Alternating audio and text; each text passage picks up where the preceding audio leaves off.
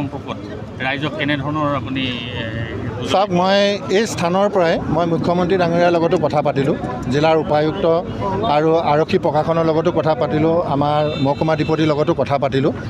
তো সকলোৱে মানে একেটা কথাকে কৈছে যে ইয়াত কোনো ধৰণৰ তেওঁলোকে এনক্ৰ'চমেণ্ট হ'বলৈ নিদিয়ে, নম্বৰ 1। নাম্বাৰ 2, ভাল লাগিছে যে চিমেণ্ট চাপৰিবাসী ৰাইজেও ইমান সজাগতা তেওঁলোকে প্ৰদৰ্শন কৰিলে, যাৰ কাৰণে এই বনাঞ্চলডোখৰ ইয়াতে সুৰক্ষিত হ'ব। তো আমাৰ 2-এটা ফ্লাড এফেক্টেড ফেমিলি ৰাইজ আহি ইয়াত বহিছিলে, গতিকে চৰকাৰে তেখেতসকলৰ কাৰণেও ৰিলিফ কেম্প বনাব। যেতিয়ালৈকে তেখেতসকলৰ বানপানী শুকাই থাকিব পৰা ব্যৱস্থাটোলৈকে নহয়, তেওঁলোকক ৰিলিফ কেম্পতে ৰাখি তেওঁলোকক খোৱাৰ ব্যৱস্থাটো চৰকাৰে কৰিব। এতিয়া মই সেই কথাটো আজি স্থানীয় ৰাইজে কৈছে, মই কৈছোঁ যে এদেউকে স্থানীয় ৰাইজেও বনাঞ্চলটো অলপমান দখল কৰিছে। তেখেতসকলে তাতো সহমত প্ৰকাশ কৰিছে যে এইখিনিও তেখেতসকলে এভেকশ্যনটো বিচাৰিছে।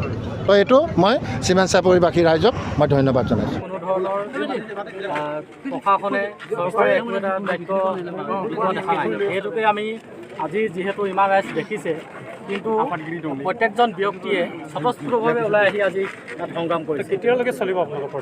যেতিয়ালৈকে বেদখলকাৰীয়ে ইয়াৰ পৰা গুচি নাযাব, সেই মুহূৰ্তলৈকে আমাৰ ইয়াত থকা প্ৰত্যেকজন ব্যক্তি আজি ইমানখিনি হৈছে, ইয়াত অহাকালিলৈ যদি নাযায়, বেদখল মুক্ত যদি নহয়, তেতিয়াহ'লে কিন্তু ইয়াত শ মানুহ আহি প্ৰতিবাদ কৰিবলৈ আগবাঢ়ি আহিব। মানে বানাক্ৰান্ত নহয় নেকি? হয়, যিসকল তেওঁলোকে বান বিধ্বস্ত বুলি গণনাই লৈ তেওঁলোকে ইয়াত বেদখল কৰিবলৈ আহিছে, কিন্তু তেওঁলোকে যিহেতু মুকলি মাটি দেখিয়ে যে বহি পেলাই তেনেতো কথা নহয়।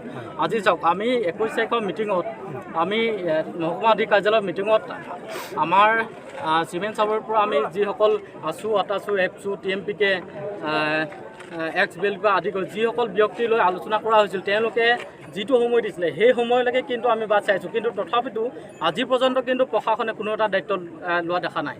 সেইটোকে আমাৰ চিমেণ্ট চাপৰিবাসী ৰাইজে কোনো জাতি, বৰ্ণ, ধৰ্ম নিৰ্বিশেষে ওলাই আহি আজি এই প্ৰতিবাদ হৈছে। ইয়াত কোনো দল সংগঠনৰ নেতৃত্বত হোৱা নাই, স্বতঃস্ফূৰ্ত ৰাইজৰ নেতৃত্বত এই আন্দোলন চলিছে। ঠিক আছে, থেংক ইউ। দিয়া হ'ব, কিন্তু এই ক্ষতিপূৰণ আৰু পুনৰ সংস্থাপন ব্যৱস্থালৈকে যোৱালৈকে তেওঁলোকক কিন্তু ৰিলিফ কেম্পত ৰখাৰ ব্যৱস্থা কৰিছিল মহকুমা প্ৰশাসনে। কিন্তু এই ক্ষেত্ৰত যিসকল লোকে ইয়াত ভূমি বেদখল কৰিছে, তেওঁলোকে এই কথাটো কোনো পধ্যে মানি নলয়।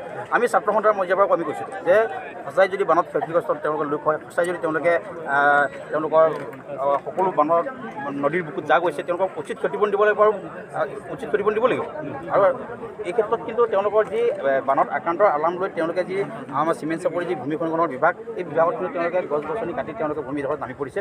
তাৰ কাৰণে আমি অতি দুৰ্ভাগ্যজনক, আমি আচৰিত হৈছোঁ। যিহেতু প্ৰায় 140 বিঘা মাটি ভূমি সংৰক্ষণ বিভাগৰ পৰা লৈ অসম চৰকাৰে কৃষি বিজ্ঞান কেন্দ্ৰৰ নামত হস্তান্তৰ কৰা আছে, আৰু তাত আমি চিমেণ্ট চাপৰি অঞ্চলৰ চিমেণ্ট চাপৰি ছাত্ৰ সন্থা, নিখিলপুৰ ছাত্ৰ সন্থা, টাইহাম ছাত্ৰ সন্থা, সকলো আমি দল সংগঠনে একত্ৰিত হৈ সেই মতক আমি সহমত হিচাপে প্ৰকাশ কৰিছিলোঁ। কিন্তু অতি দুৰ্ভাগ্যজনকভাৱে শেহতীয়াকৈ যে 19 আগষ্টৰ পৰা যি ভূমি দখল হৈছে, এটা আমি ইয়াত ৰহস্যৰ গুণ পাইছোঁ। যিহেতু এই বেদখল এই যি বেদখলকাৰী লোক, তেওঁলোকে বানপানীৰ গৰাখহনীয়াৰ নামত তেওঁলোকে যে ইয়াত ভূমি বেদখল কৰিছে, তাত কিন্তু আমি ছাত্ৰ সন্থা একো পক্ষপাতি নহয়।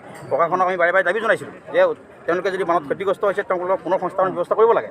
পুনৰ সংস্থাপনৰ নামত তেওঁলোকে যে নিজৰ ইচ্ছা অনুযায়ী তেওঁলোকৰ ইচ্ছা গ'লে মন গ'লে যে চিমেণ্ট চাপৰি ভূমিত যে তেওঁলোকে বেদখল কৰিব, কিন্তু গ্ৰহণযোগ্য নহয়।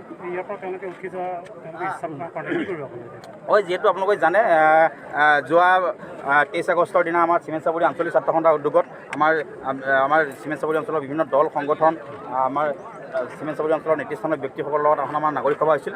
উক্ত নাগৰিক সভাতে আমাৰ প্ৰস্তাৱ গ্ৰহণ কৰা আছিল যে যিসকল ব্যক্তিয়ে ইয়াত আহি তেওঁলোকৰ ঘৰ বাৰী নিৰ্মাণ কৰিছে, এই ব্যক্তিসকলক প্ৰশাসনক হেঁচা কৰি কৰিছোঁ যে প্ৰশাসনে এই ব্যক্তিসকলক তেওঁলোকৰ যি ক্ষতিগ্ৰস্ত তালিকা, সেই তালিকা প্ৰশাসনৰ হাতলৈ নোযোৱালৈকে তেওঁলোকক কিন্তু ৰিলিফ কেম্পত ৰখাৰ আমি প্ৰস্তাৱ আগবঢ়াইছিলোঁ। সেই ক্ষেত্ৰত তেওঁলোকে যি এই স্থিতিত তেওঁলোকে কৈছে যে আমি আমাৰ নাযাওঁ, এই স্থিতিটো আমি তেওঁলোকক পৰিহাৰ কৰিবলৈ আহ্বান জনাইছোঁ। আমি চিমেণ্ট চাপৰিৰ সন্মুখৰ অঞ্চললৈ আমি তেওঁলোকক এই স্থিতি আমি পৰিহাৰ কৰিবলৈ আহ্বান জনাইছোঁ। এই স্থিতি পৰিহাৰ কৰি তেওঁলোকে ৰিলিফ কেম্পত থাকক। পৰৱৰ্তী সামগ্ৰিক পৰ্যায়ত যদি তেখেতলোকে যদি সঁচাই যদি বানত ক্ষতিগ্ৰস্ত লোক হয়, জিলা প্ৰশাসন আৰু অসম চৰকাৰে তেওঁলোকক কিন্তু উচিত ক্ষতিপূৰণ দিয়াটো আমি বিচাৰিছোঁ। ইয়াৰ সমান্তৰালভাৱে আমি প্ৰশাসনক বাৰে বাৰে জনাই আহিছোঁ যে যিহেতু চিমেণ্ট চাপৰি অঞ্চলত যি ভূমি বিভাগ, যে ভূমিটো দিনক দিনে সংঘাতটো বাঢ়ি গৈছে, বেদখল বাঢ়ি গৈছে, তাৰ সমান্তৰালভাৱে আজি চিমেণ্ট চাপৰি অঞ্চলত ৰাইজে স্বতঃস্ফূৰ্তভাৱে ওলাইছে। ইয়াত কোনো সংগঠনৰ বা আমাৰ আহ্বান নাছিল। ৰাইজে স্বতঃস্ফূৰ্তভাৱে আহি কিনি আজি কাৰ্যসূচী পালন কৰিছে। ৰাইজে এটাই বিচাৰিছে যে এই যি ভূমি খনৰ মাটি আছে, এই মাটিখিনি সুৰক্ষিত হৈ থকাটো ৰাইজে বিচাৰিছে।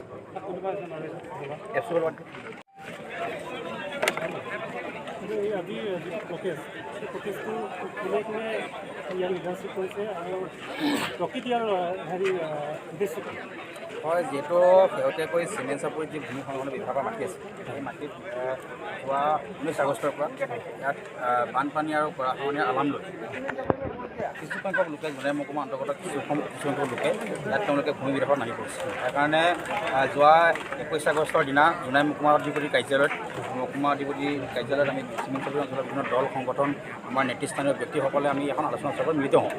তো আলোচনা চক্ৰত মহকুমা অধিপতিৰ কাৰ্যালয়ৰ পৰা আমাক জনাইছিল যে আমাৰ গোটেই ডিষ্ট্ৰিক্ট এডমিনিষ্ট্ৰেশ্যন সেইদিনাখন মিটিঙত যিজন মানুহ আছিলে আমাৰ ADC DDC ছাৰ, তেখেত আজি ক'ভিড পজিটিভ হৈ গৈছে। আমাৰ মণ্ডল ক'ভিড পজিটিভ হৈছে। শুনি ল'ব এবাৰ কাইণ্ডলি শুনি লওক হা। আমাৰ মণ্ডল আছে 8জন, তাৰ ভিতৰত আপোনাৰ 4জন মণ্ডল ক'ভিড পজিটিভ ওলালে, এজন ঢুকাল, এজন যোৱাকালি ধেমাজিত ঢুকাল হ'ল, আৰু দুজনৰ একদম গা বেয়া পৰি আছে। মোৰ 2জন মণ্ডল আছে, চাৰ্কেল অফিচাৰ নাই। সেইকাৰণে আমি DC ছাৰৰ আজি কথা পাতিলোঁ। DC ছাৰে কৈছে যে আপোনালোকক হেৰি কৰিছে যে সময় দিয়ক, এই এদিন দুদিন সময় দিয়ক, এই সময়ৰ ভিতৰত আমি যিমান পাৰোঁ আমি ঠিক কৰিব চেষ্টা কৰি আছোঁ।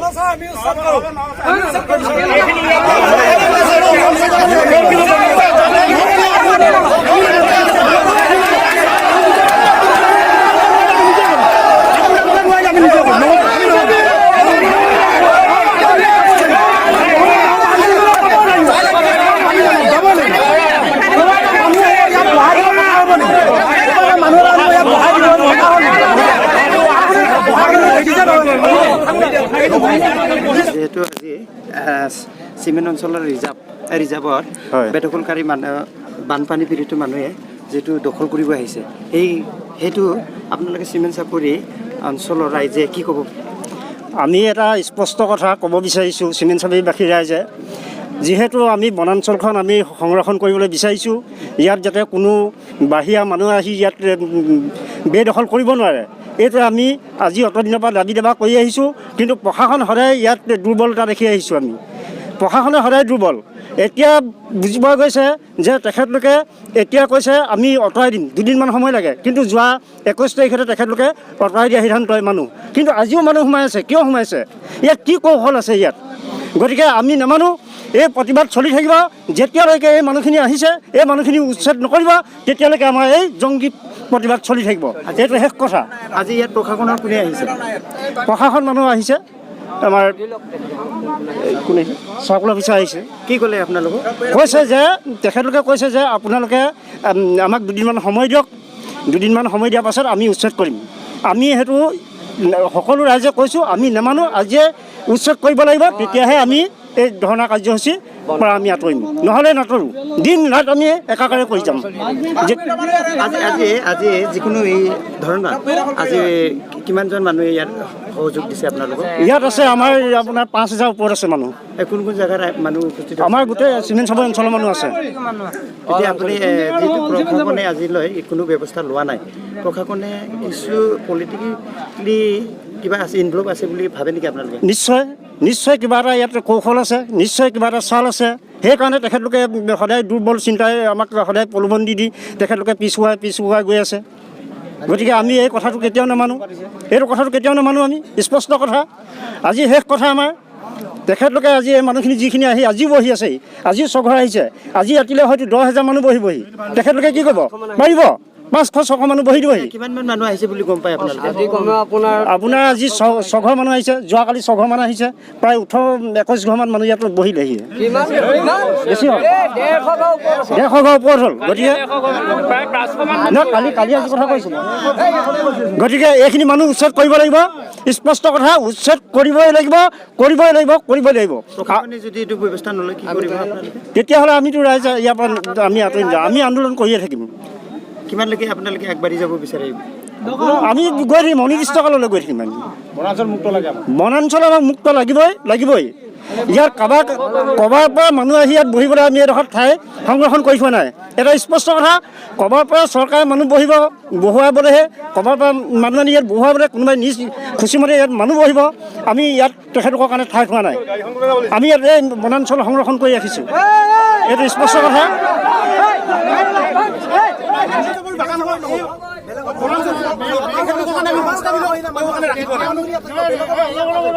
তেওঁলোকে কোনো ফ্ৰিজ লাইন নোহোৱাকৈ ইয়াত ৰাতিৰ ভিতৰত কেনেকৈ ইমান মানুহ আহিলে সেইটো ইহঁতৰ পৰিকল্পনা এতিয়া আমি কি ব্যৱস্থা কৰিম আমি চিমেণ্ট চাপৰি বাকী হিচাপে আমি কি ব্যৱস্থা কৰিম আমি হাত সাৱটি বহি থাকিম মই এটা কথা কওঁ ৰাস্তাৰ শুনক এই মানুহখিনিয়ে চিমেণ্ট চাপৰিত আৰু বেলেগ মানুহ নাই বুলি ভাবি আছে তেওঁলোকে সেনেকুৱা কোনো ভবা নাই